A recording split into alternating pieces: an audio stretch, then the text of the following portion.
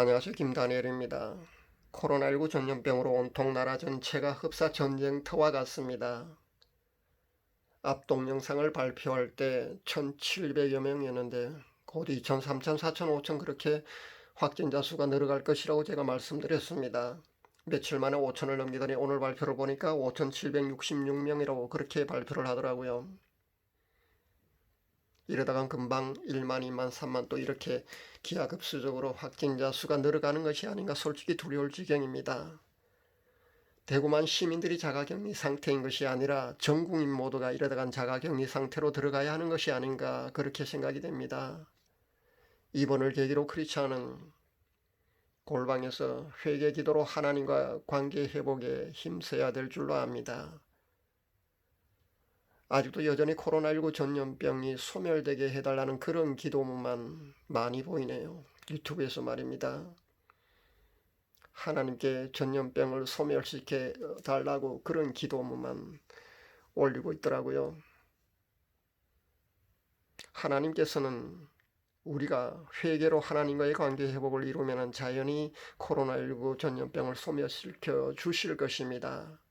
기도가 자신의 요구를, 우리의 인간의 요구를 하나님께 관철시키는 것이 아니라 때를 쓰면서까지도 울며불며 관철시키는 것이 기도가 아닙니다. 기도는 하나님의 뜻을 구할 때, 우리가 하나님의 뜻을 구할 때 하나님은 우리의 기도를 들어주십니다. 이번을 계기로 골방에서 하나님을 깊이 만나는 그런 시간 되시기를 바랍니다. TV 시청을 자제하시고 금식하면서 기도할 수 있기를 바랍니다. 금식할 수 있는 여건이 못 되는 그런 분들은 하루 한 끼 금식이라도 하시면서 회개 기도할 수 있기를 바랍니다. 이 나라를 위해서 중보하면서 기도할 수 있기를 바랍니다. 그렇게 하나님과 친밀하게 교제하는 그런 시간이 되었으면 합니다. 제 간증을 하겠습니다. 깊은 회심 후에 나름 성화에 집중한 삶을 살았다고 자부하면서 그렇게 신앙생활을 했습니다. 눈물은 얼마나 많이 흘렸는지 눈물샘이 고장난 줄 알았습니다.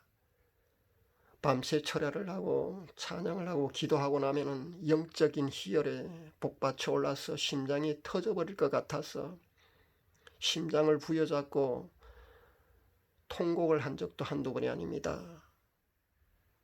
슬플 때만 눈물을 흘리는 것이 아니라 영적인 희열이 너무나 크면은 심장이 터져버릴 것 같아서 심장을 부여잡고 이렇게 기쁨의 눈물을 흘릴 수도 있는 겁니다.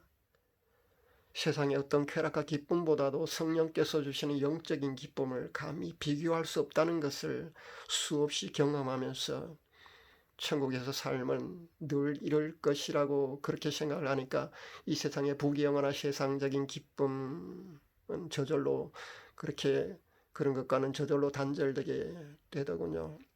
억지로 이래야지 저래야지 죄를 짓지 말아야지 그렇게 노력하는 것이 아니라 저절로 욕심이나 모든 것들이 죄와는 그런 단절되는 그런 세상의 모든 것들은 시시하고 한없이 보잘것없는 것으로 그렇게 자연스럽게 인식되더라고요. 그렇게 3년이 다 되어갈 즈음에 성령님께서는 제 모습을 보여주시더군요. 세탁하에서 옷장에 보관 중이던 옷을 보여주시더라고요. 제가 늘 입는 평상복 여러 벌 말입니다. 그런데 성령님께서는 이 옷들도 다시 세탁해야 된다고 그렇게 말씀하는 것이 아니겠습니까? 그래서 제가 다시 보았습니다. 아무리 보아도 깨끗한 상태였습니다. 분명히 더럽지 않는 그런 옷인데 성령님께서는 다시 세탁해야 된다고 그렇게 말씀하시는 것입니다. 그래서 제가 의아해하니까 성령님께서 깨달음을 주시더군요. 특별히 무슨 죄를 짓지 않아도 그러니까 우리가 인식하지 못하는 아주 사소하고 그런 우리가 죄라고 여기지 않는 그런 단계의 그런 잘못까지도 그러니까 무의식의 영역까지를 두고 봤을 때 그렇게 본다면은 아마 아무리 성화에 힘쓰는 사람이라 할지라도 그런 영역까지로 두고 봤을 때 그 누구도 아마 죄에서 자유로울 수는 없다고 저는 생각합니다.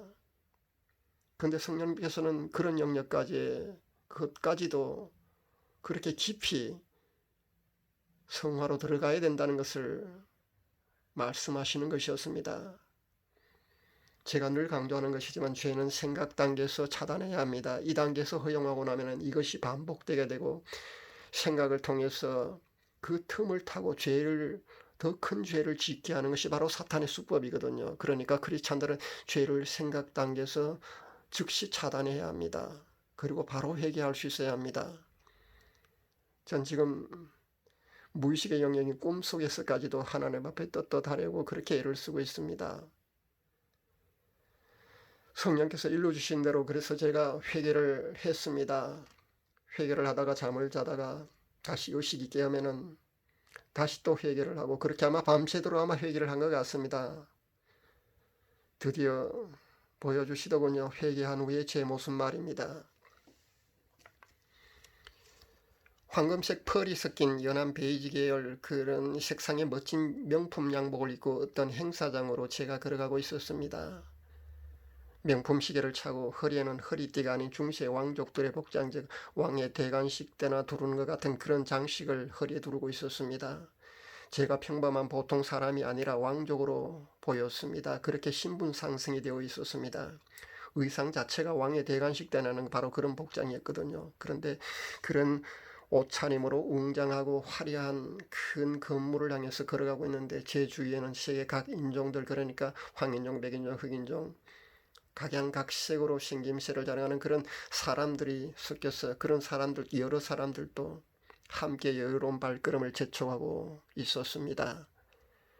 회개한 후에 제 신분을 다시 한번 보여주시는 것이라고 저는 생각합니다. 예수님이 재림하시고 천년왕국이 시작되면 그리스도의 신부들과 그리스도 안에 죽은 자들이 부활하여서 예수 그리스도와 함께 왕노릇하는 그것이 바로 천년왕국에서의 삶입니다. 예수님의 신부로서 휴거 대상자들은 성령님께서 성화로 이끌어 주십니다. 그래서 죄에 대해서 아주 민감하게 느끼게 해 주십니다. 그래서 즉시 회개하게 하십니다.